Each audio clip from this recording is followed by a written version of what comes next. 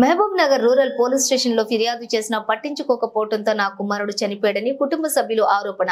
మహబూబ్ నగర్ జిల్లా అడ్డాకుల మండలం బలీదులపల్లి గ్రామానికి చెందినటువంటి ముష్టి శ్రీకాంత్ 25/4/2024 నాడు మహబూబ్ నగర్ టౌన్ బండమీదిపల్లి సాయి మల్లికార్జున వైన్స్ లోని బీర్ల కోసం వెళ్లి అడగగా యాజమాన్యం దురుసుగా ప్రవర్తించడంతో ఎందుకు తిడుతున్నారని అడగటంతో వైన్స్ కౌంటర్ లో ఉన్న అతను 10 మందిని బయటి నుండి పిలిపించి వైన్ షాప్ లోపలికి గుంజుకొని వెళ్లి రూమ్ లో బంధించి 10 మంది కలిసి చుట్టుముట్టి పిడిగుద్దులతోటి చేతి వేళ్లను విరగొట్టి కన్ను మీద కొట్టడంతో పాటు విచక్షణ రహితంగా దాడి చేశారు. శ్రీకాంత్ తో వెళ్లిన వారి అల్లుడు రాఘవేంద్ర వారి నాన్నకు ఫోన్ చేయడంతో వైన్స్ దగ్గరకు వచ్చి తీసుకెళ్లారు. 26/4/2024 Mahabubnagar rural police station లో ఫిర్యాదు చేసి కంప్లైంట్ ఇచ్చినా పట్టించుకోలేదని కుటుంబ సభ్యులు వెల్లడించారు. ఆ రోజు నుండి కొత్తకోట రాహుల్ హాస్పిటల్లోని అడ్మిట్ కాగా చాలా సీరియస్ గా ఉందని జిల్లా కేంద్రమైన SVS హాస్పిటల్ కి తీసుకుని వెళ్లగా అక్కడి నుండి ఓవైసీ హాస్పిటల్ కు హైదరాబాద్ కు తరలించారు. అక్కడి నుండి నిన్న సాయంత్రం యశోద హాస్పిటల్ కు తరలించగా ట్రీట్మెంట్ జరుగుతూ ఉండగా ఈ రోజు ఉదయం శ్రీకాంత్ మరణించాడు. ఈ విషయంపై కుటుంబ సభ్యులు వైన్స్ యాజమాన్యాన్ని కఠినంగా శిక్షించాలని డిమాండ్ చేస్తూ ఉన్నారు. ఒక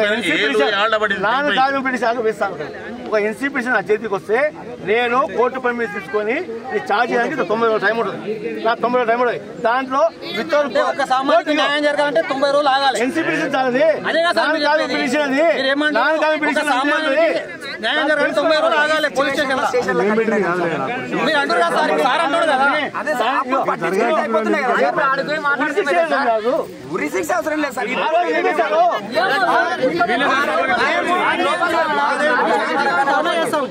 సార్. మేము వయసు గా ధర్నా చేసాం. దాని తర్వాత మీరు గవర్నమెంట్ ఎట్లయితే మేము అట్లా మొత్తం ఇష్యూ తెలియాలి సార్. ఎట్లయితే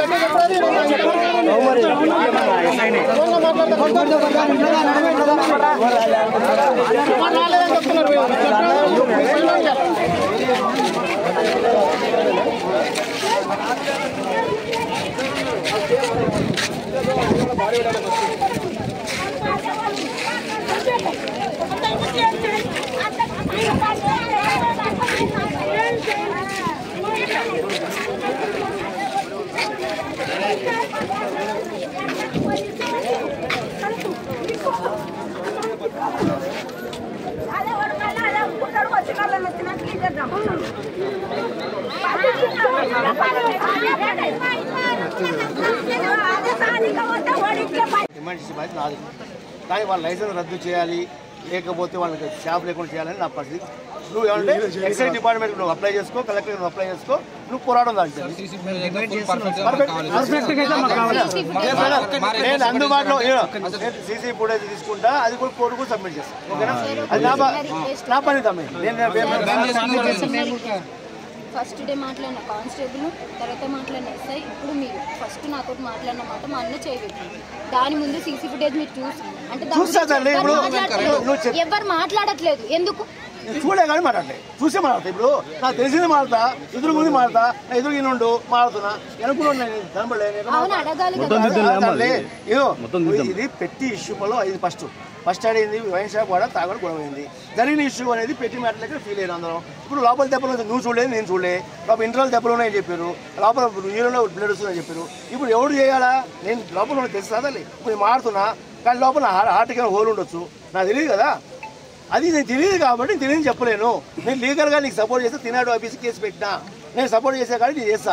నేను లేదు, నేను చేయలేను కదా. వాళ్ళు కొట్టి చంపిందని నేను ప్రూవ్ చేస్తా. అది చేసిన పేరు కూడా పెట్టేసి అదే నేను నా పని నేను చేస్తా.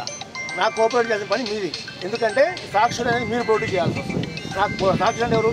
ఇంకోటి పంచులు మీరే వేయాలా, విట్నెస్లు మీరే వేయాలా. మిగతా నేను రాసుకుంటా, ఇంకోటి రాసుకొని పోస్ట్ పోర్ అవుతుంది. పోస్ట్ పోర్ కానీ ఎప్పుడు హ్యాండ్ చేసినాక మిగతా రిమాండ్ ప్రాసెస్ నేను స్టార్ట్ చేయాలి. కరెక్ట్ చేస్తాను. మా వాళ్ళ డౌట్ ఏంటంటే SI సార్ 15 days వరకు అసలు కేసు పట్టుకోలేదు.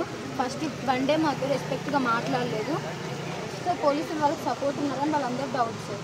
నువ్వు కూడా పోలీసే కదా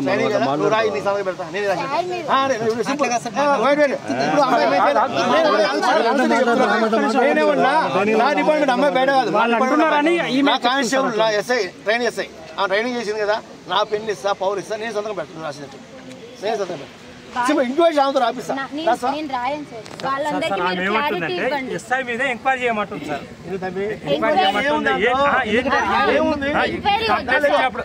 వెంకటే వచ్చింది కదా, వెంకటే వచ్చింది దగ్గరికి, వెంకటే మాట్లాడి పెద్ద మనిషి వచ్చిండు, మాట్లాడు. వెంకటే తెలుసా డబ్బులు ఉన్నాయి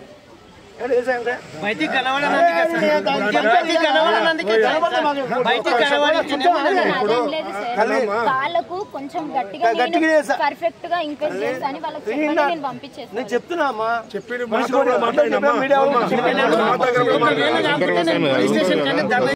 తాళం తీసి ఇడిపించినాక వాడిని ఇడిపించిందా బయటికి దొరికిందాడు.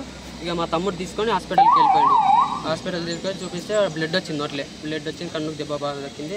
ఇంకా చూపించి ఇంకా మళ్ళీ ఆ రోజే కంప్లైంట్ పెడదామంటే అంటే పెట్టలే. ఆ రోజు ఇంకా నైట్ అయింది, ఆ రోజు ఎక్కే నైట్ అయింది. మార్నింగ్ పెడదామని వెళ్ళలోపే వాళ్ళని కంప్లైంట్ పెట్టినట. మేము మళ్ళీ పోయినాం. మేము పోయి కంప్లైంట్ ఇస్తే తీసుకోలేరు. ఎందుకు తీసుకుంటలేరు, ఎస్ఐ సార్ అని లేడు, వచ్చినాక తీసుకుంటామని బయట ఉండే అదే రైటరు బాలస్వామి అనే తీసుకున్నాడు. ఎస్ఐ వచ్చినాకనే తీసుకుంటా మాట్లాడతామని చెప్పినాక ఎస్ఐ వచ్చిండు. ఎస్ఐ వచ్చినాక మాట్లాడడానికే మేమందరం మా అమ్మని తోలుకొని పోతే నువ్వు ఫస్ట్ నడవమ్మా, మీ పిల్లలు ఏమో గుడికి పోయినరా, ఏమన్నా గుడికి పోయినరా, నువ్వు ఫస్ట్ బయటికి నడిచి మాట్లాడా అన్నాడు. బయటికి అందరిని పంపించినాక మీ గుద్దబో కిరగా దింగలేరు, ఇంకా నయ్యము ఇంకా గుద్ద అంతా వాళ్ళకి దింగలేరు, నేనుంటే గుద్ద వాళ్ళు దింకిస్తాడు అన్నాడు. అన్నాక ఎస్ఐ విజయ్ కుమార్ అన్నాక నేను ఏం సార్ మాట్లాడిసలేవు అంటే లేస్తే అంతా నువ్వు బయటికి నడుచుని అందరు బయటికి నాడు నేను మళ్ళీ అని. ఆ రోజు కేసీఆర్ వచ్చిన రోజు బందోబస్తుకి వెళ్ళిపోయాడు. వాళ్ళని పిలిచా అంటే నేను వచ్చిన దగ్గర అయినే ఉండను అని చెప్పిండు. ఇలా మా బాబాయ్కి ఫోన్ చేస్తే మీరు ఇంటికి రండి రేపు వస్తామని అంటే కంప్లైంట్ తీసుకుంటా లేదు అంటే మళ్ళీ రోజు అదే కంప్లైంట్ మళ్ళీ చూపించుకుని మళ్ళీ రోజు వెళ్ళి వాళ్ళు చెప్పిన తర్వాత తీసుకున్నారు. అప్పుడు తీసుకున్నారు కంప్లైంట్. ఇంకా అంతే అయింది. అయితే వాడిని బావ అవుతాడు. కొట్టిన వాళ్ళ పేర్లు కొందరు తెలియదు. షాప్ ఓనర్ లేకుండే ఫస్ట్, తర్వాత నెక్స్ట్ టైం వాళ్ళ కొడుకు వచ్చి కొట్టిండు. తర్వాత షాప్ ఓనర్ బొబ్బులు అంట.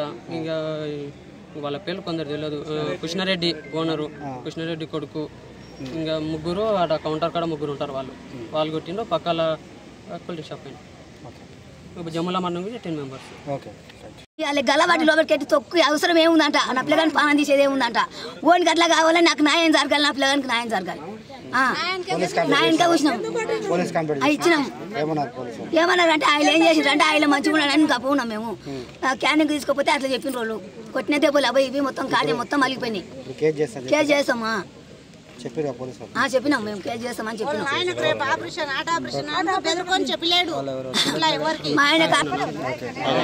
అంటే అని వచ్చిండు మా అమ్మగారు వచ్చి మాకు ఫోన్ చేసిండు. వచ్చిండు ఆడ ఒక అమ్మను అని మందు తీసుకురానికి వెళ్ళిండు. వైన్ షాప్ కాడికి వెళ్ళిండు. మేము ఎవరం లేము ఆ టైంలో. తీసుకున్నాడు. మందు తీసుకురానికి డబ్బులు ఆడ కౌంటర్ మీద పెట్టిండంట. వాళ్ళు లోపల ఏదో డిస్కషన్ అవుతుంది. వాళ్ళు సీరియస్లోనే ఉన్నారు. అంటే ఆగు అన్న మంది అని అంటే ఆగురా బాబు అన్నాడు. అన్నాడంట. అంటే వీడంటే అన్న జడ్జి అంటే ఏమైనా ఆగురా నువ్వు ఎందుకనంటే రా అంటున్నావు ఏంద్రా, నేను డబ్బులు ఇస్తాను, నువ్వు మందు పడితే నేను డబ్బులు ఇస్తున్నావు కదా పోతాను అన్నట. గుద్దబాల్చిందారా అంటే గుద్దబాల్చిందంట వారా నువ్వు అని కౌంటర్లో గలవాటి గుంజి వచ్చిండు. మాతోనికి వచ్చి కొట్టినని చెప్పిండు. కొట్టినని చెప్తే ఎందుకు అని మేము అడుగుదామని మేము వెళ్ళి ఏమైందన్నా ఎందుకు కొట్టినావు అంటే కొట్టాలి అన్నాడు. అంటే సీసీ కెమెరాలు ఉన్నాయి కదా మేము కంప్లైంట్ పెడతాం, సీసీ కెమెరా చూపించానంటే ఒక నిమిషం అవుతావు అంటే డబ్బును చూపి మేము వెళ్తాం, మాకు కూడా పనులు ఉన్నాయన్నా అని మేము అడిగితే గుద్దబాల్చిందా నువ్వు నిలబడతలేవు, ఎందుకు కూర్చొని నిలబడతలేదా అంటే నువ్వు బయటికి రా అన్నాను. మేము అన్నాం బయటికి రా అన్నాం. అంటే బయటకు వచ్చుకోమే కూల్ డ్రింక్ షాప్ పక్కన కూల్ డ్రింక్ షాపు బబ్బులు అంటే బాబుని కికెల్ కట్ట తీసుకొచ్చి ఫస్ట్ శ్రీకాంత్ అనే బాబుని కొట్టిన తర్వాత నేను ఆయన కొట్టిన నన్ను కట్ట తీసుకొని ఇలా కొట్టిన తర్వాత ఆ బాబు బాగా రక్తం వచ్చింది.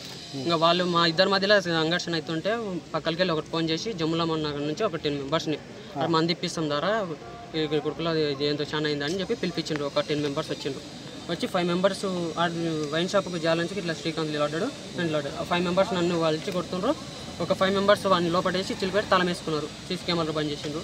కుమ్ముతుండ్రు వాళ్ళని లోపల, నన్ను కుమ్ముతుండ్రు. నా బల్లిపల్లె నా కొడుకు శ్రీకాంత్ ఏమో దావుతుందని అలిపురం పోయిండు.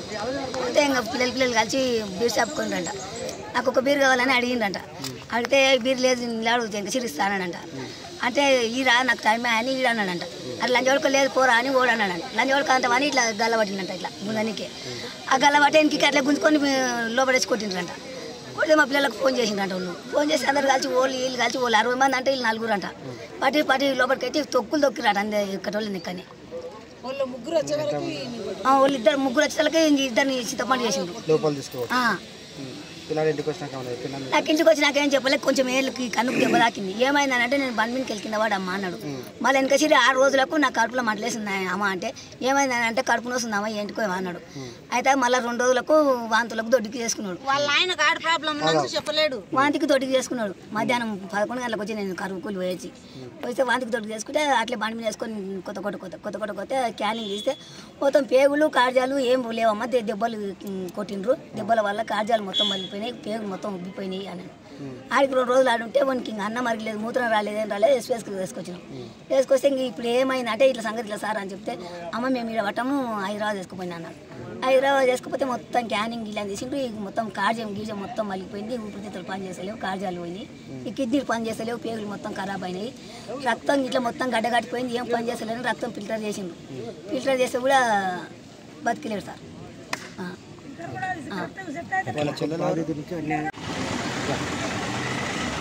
గత నెల 25 నాడు సాయంత్రం 4 గంటల సమయంలో మనపల్లి వయసు మల్లికార్జున వయసు దగ్గర మన శ్రీకాంత్ అనే బాబుని ఈ వైన్స్ షాప్ యజమాని అయినటువంటి అరుణ్ కుమార్ రెడ్డి, అతని కృష్ణారెడ్డి మరియు వెంకటేష్, బబ్లు మరి కొంతమంది కలిసి గొడవపడి కట్టెతో విచక్షణారహితంగా చదువుతో పట్టడం వల్ల అటు బాబు ఆసుపత్రి పాలై చికిత్స పొందుతూ ఈరోజు తెల్లవారుజామున హైదరాబాద్ యశోద హాస్పిటల్లో చనిపోవడం జరిగింది. బాబు శ్రీకాంత్. ఇటు శ్రీకాంత్ ఒక తల్లి గారైన వెంకటేశ్వరమ్మ గారు ఈరోజు యశోద హాస్పిటల్లో చనిపోగా మాకు వచ్చి దరఖాస్తు ఇవ్వడం జరిగింది. ఇటు దానిపైన మేము కేసు నమోదు చేసి సెక్షన్ 302 IPC కింద మర్డర్ కేసు కింద కేసు నమోదు చేసి విచారణ ప్రారంభించినాం. కారణం ఏంటి? అది ఇంకా ఎందుకు జరిగిందనే విషయంలో లోతుగా ఇంకా పరిశీలన చేయలేదు. ప్రస్తుతం మాత్రము మాకు అందిన ప్రైమరీ రిపోర్ట్ ప్రకారం FIR రిజిస్టర్ చేయడం జరిగింది. తర్వాత దాని కారణాలు ఏముంది, ఆ తర్వాత దాని ఎవిడెన్స్ ఏం కలెక్ట్ చేయాలా, ఎక్కడ కూడా ఉన్నది కలెక్ట్ చేసినాక నిందితులు కఠినంగా శిక్షించే ప్రయత్నం చేస్తాం. వీళ్ళ ఆరోపణలో వాళ్ళు చెప్తున్నారు. దాని ప్రకారం ఎంతమంది ఉన్నా కూడా ప్రతి ఒక్కరిని రిమాండ్ చేసే ప్రయత్నం మనం చేస్తాము. ఎవిడెన్స్ ఇప్పుడు ప్రజెంట్ పోస్ట్ మార్టం చేపించి తర్వాత పిమ్మట మేము వాళ్ళ మీద నిందితుని అందరూ గుర్తించి శిక్షించే ప్రయత్నం. షాప్ సీజ్ చేస్తున్నారు సార్. షాప్ సీజ్ అనేది మా పరిధిలోకి రాదు. అది అఫెన్స్ అనేది ఒక క్రిమినల్ యాక్టివిటీ కూడా మా పని. సీజర్ మా చేతిలో కాదు. కలెక్ట్ చేసాం. ఖచ్చితంగా ఉంటే ఆ చుట్టుపక్కల ఉన్న CC కెమెరాలు ప్లస్ వాళ్ళ షాప్లో కూడా కెమెరాలు ఉంటాయి కాబట్టి అన్నీ కలెక్ట్ చేసి అవి కూడా మన ఆనరబుల్ కోర్టు గారికి సమర్పిస్తాం. ఛార్జ్ షీట్తో పాటు. Thank you.